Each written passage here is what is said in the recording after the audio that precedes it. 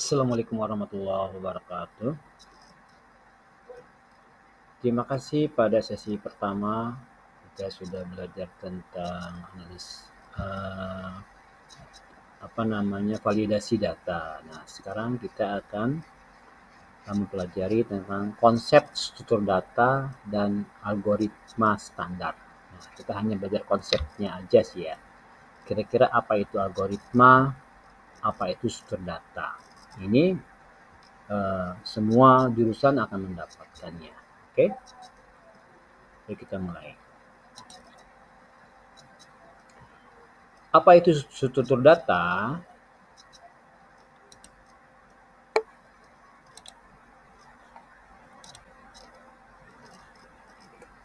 Struktur data adalah cara untuk menyimpan dan mengorganisasikan data di dalam komputer. Nah, ini cara menyimpan. Ini menyimpan bisa berupa angka 1, 2, 3, 4, 5 sampai 9 dari 0. Bisa juga gambar, bisa juga simbol-simbol tertentu. Nah, itu sebetulnya disimpan di dalam komputer. Jadi dia bisa menyimpan dan mengorganisasi data di dalam komputer dalam bentuk data. Misalnya data bisa angka, bisa huruf, bisa gambar, bisa karakter khusus ya di dalam komputernya itu. Nah, struktur data yang berbeda memiliki karakteristik dan kegunaan yang berbeda pula. Nanti struktur data itu berbeda-beda, ada berbentuk tergantung dari jenisnya apa ya, struktur data itu. Kemudian memilih struktur data yang tepat untuk suatu masalah dapat meningkatkan efisiensi dan kinerja program. Nah, jadi di komputer itu kalau kita tepat menggunakan struktur datanya, pemilih jenis struktur datanya, maka komputer akan cepat untuk mencari atau searchingnya lebih mudah lagi. Ya, itu apa itu struktur data? Ya, jadi di dalam komputer itu dikelola bisa berupa angka, huruf, gambar,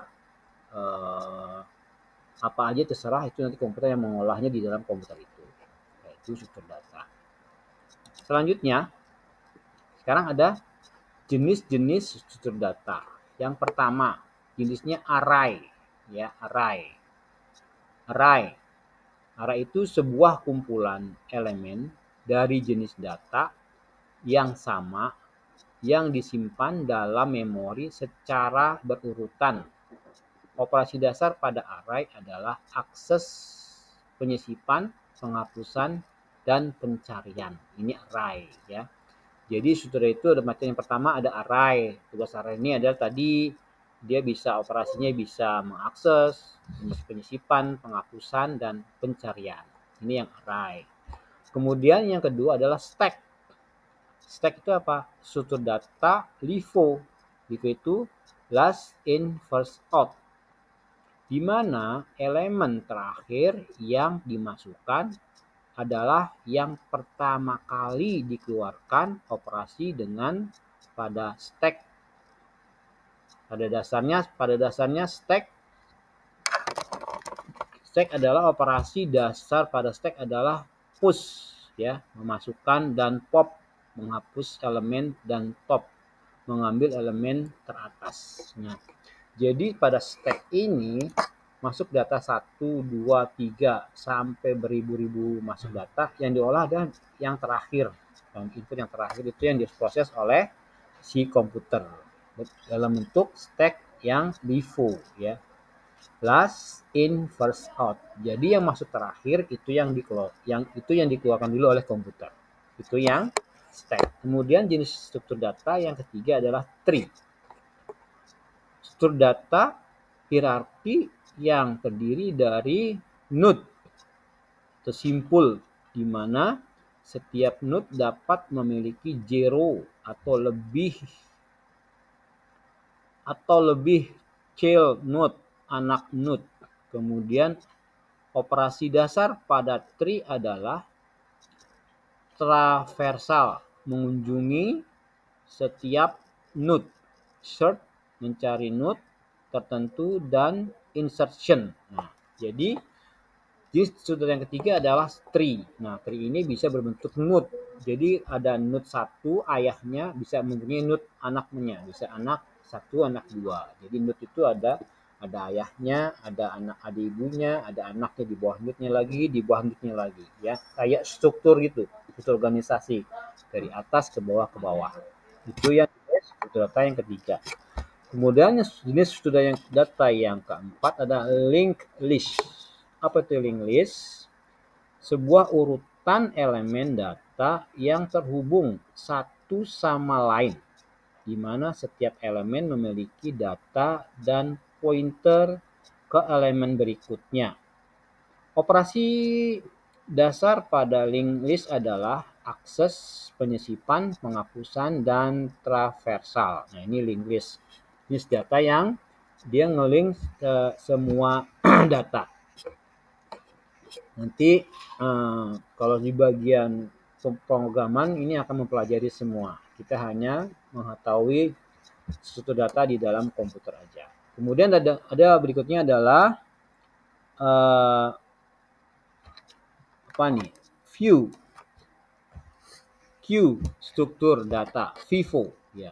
FIFO itu artinya first in first out, di mana elemen pertama yang masuk adalah yang pertama kali dikeluarkan. Operasi dasar pada Q adalah NQ, memasukkan elemen, dan from mengambil elemen terdepan. Jadi kalau Q ini sifatnya FIFO, first in first out. Yang masuk data pertama itu diolah keluarnya menjadi data pertama. Nah, tadi kalau yang stack LIFO, jadi yang masuk terakhir dikeluarkan pertama. Kalau FIFO yang masuk pertama dia akan keluar pertama, ya. Itu antrian kalau dibilang queue itu ya. Kemudian yang ketiga adalah graph. Graph itu apa? Struktur data non-linear yang terdiri dari node simpul yang terhubung oleh edge, sisi. Operasi dasar pada graph adalah traversal, mengunjungi setiap node, search, mencari node tertentu, dan source paths, mencari jalur terpendek antara dua node. Nah, ini graph. Graph itu kayak seperti jaring-jaring laba-laba. Dia kemana aja bisa mencari lebih cepat kalau di graph-nya itu ya. Di graph ini, struktur data graph. Tadi jenis-jenis struktur itu ada 5. 1, 2, 3, 4, 5. 6. Jenis struktur data itu ada 6. Ada array, ada stack, ada tree, ada linked list, ada queue, ada graph. Ya, itu jenis-jenis struktur data. Selanjutnya kita akan masuk pada algoritma. Apa sih algoritma standar itu?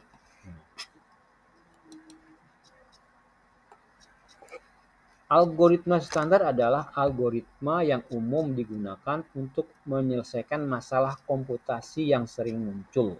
Jadi algoritma itu menyelesaikan masalah di dalam suatu komputer menggunakan algoritma, ya. Ada masalah muncul pasti menggunakan algoritma biar cepat.